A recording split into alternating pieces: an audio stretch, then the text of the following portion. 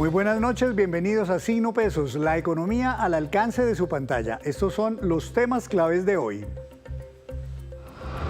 Nuevo estrés para las finanzas públicas. La fase de reconstrucción de la zona devastada por el terremoto del 10 de agosto costará billonarios recursos que nadie tenía previstos. Las cuentas fiscales del gobierno tienden a agravarse. La firma Fitch Ratings se pronunció sobre este tema. Analizaremos todo este panorama con César Pavón de la firma Corfi Colombiana.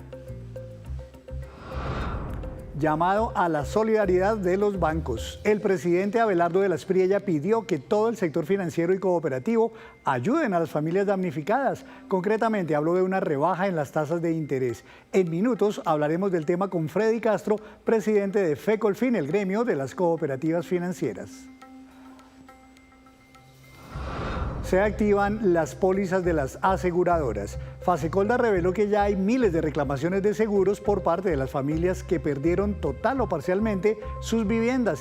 Les tenemos la explicación de cómo operan esas pólizas y qué debe usted hacer para que el seguro le cubra los daños.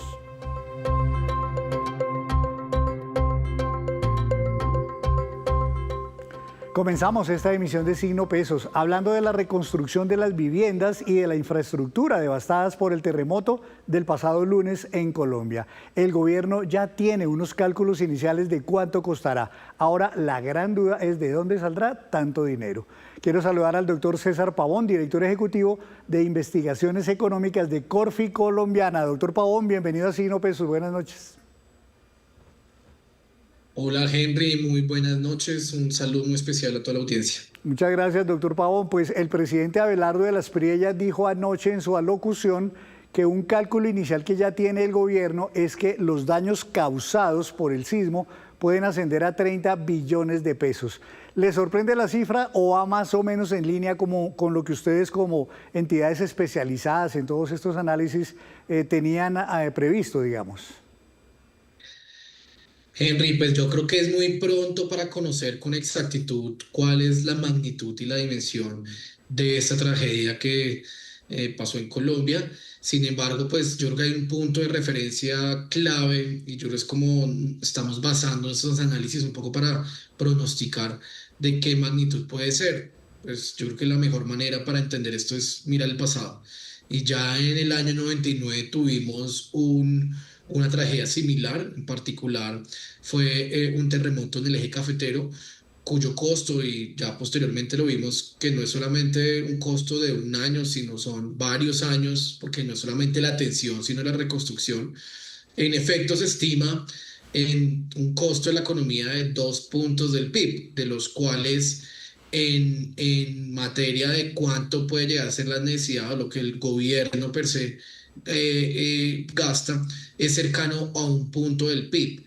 Es decir, en plata blanca de hoy estamos hablando de que el costo del terremoto del 99 llegó a ser cerca de 20 billones para el caso del gobierno y en total para el costo de la economía de 40 billones de pesos. Naturalmente son fenómenos distintos, no comparables, épocas distintas, pero sí de cierta manera indicaban que el costo estimado podría ser entre 20 billones y 40 billones. Por lo tanto, y ya respondiendo a su pregunta, Henry, 30 billones es el punto medio de eso que preliminarmente estábamos analizando. Yo creo que como el punto de referencia más claro que teníamos, sin tener mucho detalle y por supuesto esperando que día a día veamos más noticias y creo que es importante, ya cierro con esto, no enfocarlo solamente en lo que va a ser la atención de esta catástrofe, sino yo creo que lo que nos tiene que pensar es cómo va a ser la reconstrucción, porque en efecto creo que en gran parte de los costos que vimos en el terremoto del 99 no era incluso la atención directa, sino los temas que venían posteriormente, el efecto posterior cercano a 3 años de la reconstrucción, que sin lugar a dudas también va a tener acá una gran relevancia. Claro, según esos cálculos que tiene el gobierno nacional, dicen que solo reconstruir las viviendas afectadas puede valer la mayor parte de todo ese presupuesto, o sea, unos 25 billones de pesos, y los otros 5 sería, por ejemplo, infraestructura, vías, puentes, hospitales, escuelas, etcétera. El problema, doctor Pavón, es que esto le llega al gobierno en un año muy difícil y en una época, de hecho, muy difícil fiscalmente, ¿esto es mayor estrés, un agravamiento preocupante de las finanzas y las obligaciones que va a tener el gobierno? Así es, Henry. Yo creo que sin duda alguna es una prueba de fuego que se sumó ya a una situación, yo digo, a un terremoto fiscal que estábamos viviendo.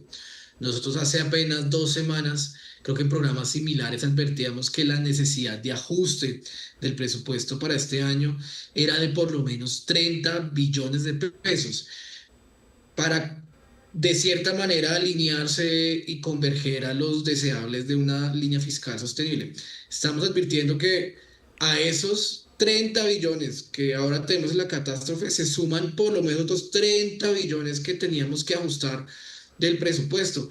Recordemos que este año el presupuesto más o menos es de 550 billones. Estaríamos hablando que cerca del 10% del presupuesto tendría que ajustarse de manera urgente. Y yo creo que acá no es solamente el monto, sino la necesidad de hacerlo prontamente.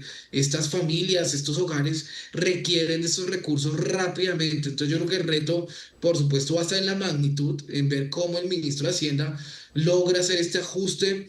No hablamos de 30, ahora hablamos de 60 billones de pesos, sino además de conseguir la caja, la liquidez, porque sin duda alguna tantas familias, tantos hogares están dependiendo de eso en este momento. Entonces yo creo que va a ser el reto más grande sin duda alguna que tendremos en los próximos días y que se sumó a esa otro terremoto que teníamos en las finanzas públicas. Pues el gobierno está en un momento precisamente en que tiene que ajustar el presupuesto de este año que estaba desfinanciado. También pidió devolverle el presupuesto presentado por el anterior gobierno para el próximo año porque también lo van a ajustar. ¿Será que, por ejemplo, aquí van a tener que obligatoriamente posponer muchos proyectos, digamos, con la poca plata que había para inversiones y esa poca plata destinarla más que todo a atender la reconstrucción de estas zonas afectadas por el terremoto? Henry, yo creo que sin duda alguna va a ser un esfuerzo colosal porque de hecho es cierto y ya estaba estimado la versión preliminar o la primera versión de presupuesto que tenía contemplado para el próximo año era 575 billones de pesos, pero siempre se habla que más o menos de ese presupuesto, 550 este año, 575 el próximo, yo espero que se reduzca de manera importante. Se habla que hay una rigidez presupuestal cercana al 90%, es decir, que realmente esos 550, apenas 50 o 60 son de materia disponible. Nosotros hemos observado desde Corfi que hay otros rubros que uno podría revisar. Creemos que el diablo está en los detalles, pero es una tarea colosal, es una tarea que va a requerir que participemos también y colaboremos con el gobierno más en esta emergencia para ver cómo se puede resolver eso. Yo creo que es un buen punto de partida y el propio gobierno lo ha advertido, ya tomar como referencia las buenas prácticas obtenidas en la crisis, en el terremoto del 99, que sirve de referencia para esa gestión de plata que se requiere urgentemente, también la unidad de gestión de riesgo, viabilizar la mayor disponibilidad de recursos y todos los ministerios, Ministerio de Vivienda, Ministerio de Infraestructura, etcétera, poder ver de esa bolsa qué tanto se puede atender, porque yo sí creo que realmente el reto va a ser mayúsculo y hasta el momento el ministro de Hacienda ha advertido que va a priorizar es la reducción del gasto, es decir, en este momento no está sobre la mesa una reforma tributaria, todo el esfuerzo se va a enfocar y se va a buscar en particular en reducir el gasto, en abrocharse el cinturón, que nosotros creemos que es factible, sí, pero es un reto colosal que sin duda alguna esperamos que pueda lograr el gobierno, además en un tiempo récord, entendiendo que el presupuesto se debe presentar por más tardar o por más tardar al cierre de este mes. A esto también, por supuesto, hay que sumarle la cooperación y la solidaridad que hemos recibido no solamente de agentes privados, sino también y de manera muy importante de multilaterales y de otros gobiernos que han ofrecido de manera muy generosa en estas circunstancias otros recursos que sin duda alguna suman para esta bolsa que se va a necesitar con gran urgencia. Parece imperativo que el gobierno va a tener que endeudarse mucho más de lo que tenía de pronto el mismo gobierno previsto, es decir, al contrario de pronto tratar de acortar un poco tanta deuda que había o que recibió, va a tener seguramente que endeudarse porque las donaciones no dan para tanto. Pues Henry, yo creo que es el dilema que tiene el ministro de Hacienda y que pues sin duda alguna es el reto más grande, porque por un lado esto va a requerir de un mayor gasto público, eso no hay duda alguna. Nuevamente el estimativo de 30 billones, pero ya advertíamos que las finanzas públicas se encontraban al filo del precipicio, entonces, y realmente es que estamos bordando ya niveles de deuda por encima del 60%, un nivel supremamente alto para los estructurales y las fundamentales macroeconómicos del país. Entonces yo creo que va a tener que balancear muy bien esas fuentes y esos usos de ese presupuesto y ver cómo puede abrir espacio al máximo, reducir el presupuesto. Y yo voy a ser franco, creo que esa advertencia del ministro de Hacienda es loable de querer priorizar todo en materia de gasto, pero más pronto que tarde, más en estas circunstancias, más cuando la olla está completamente vacía.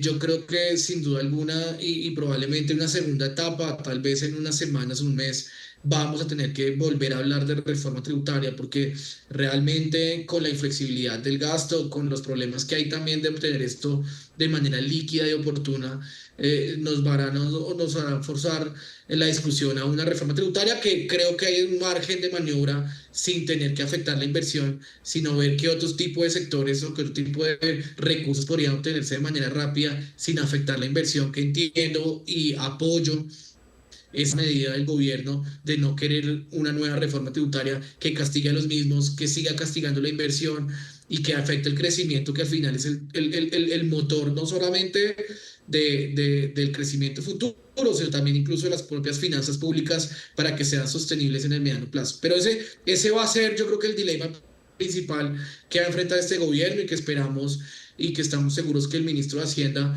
con su equipo técnico están sorteando en este momento y están viendo cómo balancear esos riesgos que son inminentes y que ante este terremoto naturalmente se han pronunciado. Bueno, pues vamos a ver entonces cuáles sean esas medidas que precisamente está preparando el gobierno para atender este nuevo frente de gasto. Doctor Pavón, muchas gracias por estar en Signo Pesos. A usted, Henry, y a toda la audiencia, muchas gracias por la amable invitación y acompañarnos en este momento de tanta tragedia para nuestro país. Así es, muchas gracias desde Corfi Colombiana. Y es que a propósito de este tema, la firma calificadora de riesgo Fitch Ratings reconoció que el impacto financiero del terremoto dificultará todavía más ese manejo fiscal del gobierno. Sobre el tema habló Richard Francis, él es el codirector del grupo de calificaciones de riesgo soberano de las Américas de esta firma Fitch Ratings. Bueno, nosotros tenemos una perspectiva estable, entonces estamos esperando las nuevas propuestas del gobierno para tener una visión mejor de los planes del gobierno. Claro que el mercado está bastante feliz con el nuevo gobierno, hay esperanza de nuevas inversiones, tal vez un crecimiento mayor, pero todavía hay presiones fiscales y un déficit fiscal que es muy alto, 7% del PIB y deuda en términos de PIB que está subiendo. Bueno, claro que estamos esperando otra vez los planes del gobierno, cómo el gobierno va a obtener fondos para reconstruir después del terremoto. Claro que va a presionar más el lado fiscal cuando el déficit fiscal ya es bastante alto, pero nosotros pensamos que tal vez el gobierno puede recomponer los gastos en vez de gastar aquí, puede utilizar algunos gastos en el lado por la reconstrucción. Por eso nosotros no hemos cambiado nuestra perspectiva de un déficit fiscal de 7% del PIB este año y estamos esperando los planes del gobierno. Bueno, la verdad es que no, como he dicho, nosotros no hemos visto los planes del gobierno. Por nosotros lo importante más que todo es cómo el gobierno va a obtener el ajuste fiscal. El gobierno está hablando mucho más en el lado de gastos que al lado de ingresos. Para mí sería difícil obtener un ajuste fiscal de 3% del PIB solamente del lado de gastos. Entonces, nosotros también queremos ver el plan del gobierno en el lado de ingresos y lo que está pensando en una reforma tributaria. Si la reforma va significar incrementos de ingresos o podemos ver caídas en ingresos. Bueno, yo pienso que sí, el gobierno tiene espacio por recortes. Tenemos que ver otra vez el plan del gobierno y queremos ver el presupuesto y esperamos que el plan es financiado, no desfinanciado, y esperamos también que el ajuste empiece el año que viene. Entonces el déficit fiscal no sea mayor que el déficit fiscal de este año. Hacemos así una breve pausa, pero cuando regresemos espere. El segundo trimestre arrojó resultados muy positivos en términos de crecimiento económico. Ya nos vemos con ese dato. Gracias por mantenerse conectado con Signo Pesos. El presidente Abelardo de la Espriella tuvo anoche su primera alocución y en ella le pidió a los bancos y en general al sector financiero que ayuden en la actual situación en que quedaron miles de damnificados por el sismo. Quiero saludar al doctor Freddy Castro, presidente ejecutivo de FECOLFIN. Doctor Castro, bienvenido, buenas noches. Apreciado Henry, buenas noches, ¿cómo va todo? Muy bien, señor, pues aquí creo que como todos muy preocupados viendo todo este problema que ha dejado el sismo del pasado 10 de agosto. Como decíamos, el presidente está pidiéndole a todo el sector cooperativo, financiero, bancario, ayudar a los damnificados y habla concretamente de una rebaja en la tasa de interés. No sé si esa sea la medida más efectiva, la más inmediata, la más urgente, o qué otras consideraciones ven ustedes desde el sector cooperativo y financiero para ayudar a tanto damnificado. Bueno, lo de las tasas es solamente una pequeña parte de todo lo que hay que hacer. Esto empieza por una reconstrucción integral de las zonas, la construcción nuevamente de confianza alrededor de los lugares y de donde viven las personas que lo han perdido todo. Sin confianza no puede restablecerse fácilmente el crédito, ni puede restablecerse fácilmente el aparato productivo. Y adicionalmente, pues así como el sistema financiero, en este caso el sistema financiero cooperativo, se va a meter la mano al bolsillo para acompañar a los asociados que lo han perdido todo o que necesitan volver a arrancar con su iniciativa productiva, seguramente será necesario también que el gobierno, de la mano con instituciones de segundo piso, de banca de segundo piso, en este caso estamos hablando de Bancoldex, Finagro ocasionalmente, Findeter va a ser muy importante, recuerde que esto pasa también por construcción de vivienda, y además de la mano con un esquema de garantías como el del Fondo Nacional de Garantías, acompañen estos procesos para volver a reactivar la economía de esa zona del país, en donde en el caso del sistema financiero cooperativo estamos hablando de 21 cooperativas de ahorro y crédito que son originalmente del Valle y del Eje Cafetero, más otras cooperativas que si bien no son de allá, tienen sede y atienden a asociados en esas regiones del país. ¿Hay eventualmente ya algún cálculo, alguna cuantificación, doctor Castro, de cuántas personas, por ejemplo, por el lado del sector cooperativo, están afectadas allá, eventualmente cuánta cartera está comprometida, para mirar un poco también la dimensión de lo que realmente hay que atender allí? Pues todavía no lo tenemos, de hecho el viernes de la semana pasada, tipo 8 o 9 de la noche, la Superintendencia de Economía Solidaria, que es la que vigila a las cooperativas de ahorro y crédito, dio una directriz a las cooperativas de la región de hacer la estimación de cuántos son los potenciales afectados de esa zona. Usted entenderá y pues todas las personas que nos están viendo en este momento saben que el evento fue el lunes, que todavía estamos en proceso de buscar personas que estén por debajo de los escombros o que hayan sufrido algún nivel de afectación e incluso algunas personas todavía no están hospitalizadas. No tenemos el cálculo preciso, pero sí sabemos que hay cooperativas y hay asociados de regiones que si bien están con vida y están bien de salud, pues han tenido otro tipo de afectaciones indirectas. Por ejemplo, para ir de la Unión Valle a Pereira, el puente que comunica esa zona se cayó y eso genera una afectación económica claramente porque para transportar insumos o para transportar personas, la vuelta que se debe dar es más larga. Sabemos también que hay cooperativas que perdieron sus oficinas. En Los Álamos, Pereira, que la situación ha sido lamentable, había una cooperativa que tenía sus 2 únicas sedes.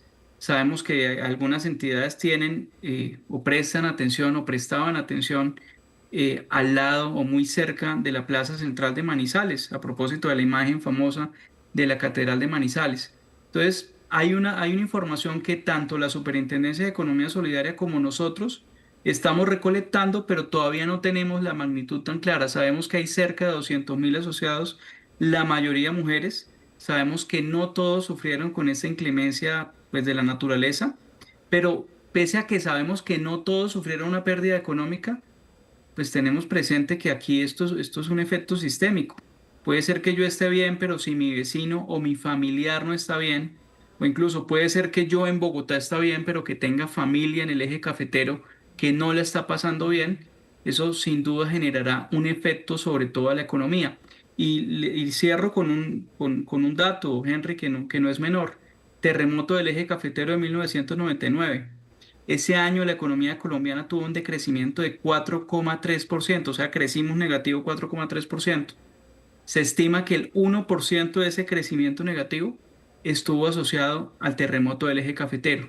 No digo que este año vaya a pasar lo mismo, tenemos que esperar los próximos datos que vayan saliendo en función a la realidad de lo que está pasando en el país, pero el sistema financiero cooperativo está listo para acompañar a sus asociados en esta situación lamentable. Pareciera lógico que en algunos casos, y de hecho Asobancaria la semana pasada expidió un comunicado tirando línea sobre cuáles podrían ser los alivios que los bancos puedan otorgar a estos damnificados. Hablaban, por ejemplo, de periodos de gracia, de, digamos, alargar los plazos de pago, de eventualmente hacer algunas rebajas en la tasa de interés, pero eventualmente, doctor, sabiendo la magnitud de la tragedia sobre muchas familias, ¿será que también eventualmente van a tener que asumir con donación de créditos, dar por, digamos, cartera no recuperable muchos de esos dineros que deben damnificados? Pues mire, de entrada, en el sistema financiero en Colombia existe un seguro que es el seguro de vida del grupo de deudores. Y el seguro de vida del grupo de deudores lo que establece es que si un cliente de una entidad financiera o un asociado de una cooperativa llega a fallecer y tenía una deuda con dicha entidad, el saldo insoluto de la deuda queda automáticamente cancelado. Ese producto de seguro también aplica para créditos hipotecarios en donde el valor de reconstrucción de toda la vivienda queda automáticamente pagado por la compañía de seguros, quien es la que se entiende en ese momento con el banco desde la perspectiva de ese saldo que se tiene en la deuda, y eso es algo que aprendió Colombia a partir del terremoto de 1999. Entonces, desde ese punto de vista de entrada, los asociados pues, que ya no están, los clientes que ya no están y los familiares de esas personas que ya no están, pues pueden estar tranquilos porque van a tener un dolor de cabeza menos reconociendo lo dramática que ha sido esta situación. En el otro caso sí depende de situaciones particulares de cada una de las entidades. Le dije que hay 21 entidades en el sistema financiero cooperativo que tienen sede allá. Depende de cómo están sus reservas, depende de cómo esté su fondo de solidaridad. En algunos casos, las organizaciones establecen fondos de solidaridad que permiten acompañar a organizaciones o a personas en esos momentos o en esa situación. Pero lo primero para poder determinar ese depende, que depende mucho del tamaño de la afectación, se determinará una vez tengamos las cifras completas. Hay unas cifras preliminares, pero no sería responsable de mi parte compartírselas, precisamente porque todavía no se ha recogido toda la información. Y cuando uno tiene una situación de estas, Henry, pues lo primero que hace una persona es acudir al hospital, a la clínica o acompañar al familiar o buscar al familiar que no aparece. Uno no va al banco a saber cómo están sus deudas y es natural, ¿no?